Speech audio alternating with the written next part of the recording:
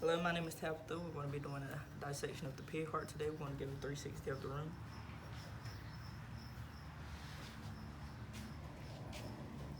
We're going to get started. So we have the inferior left ventricle, which are these two sides of the heart. The inferior right ventricle, which are these two sides of the heart.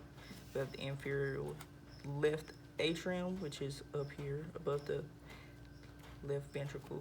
We have the inferior right atrium, which is right above the right ventricle.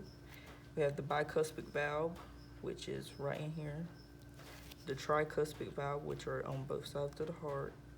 We have the papillary muscle, which is under the chordae tendineae, or however you say it, which is right here. And that's the papillary muscle.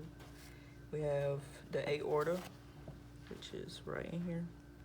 We have the vena cava, which is on the outside of the heart going in, the right and the apex.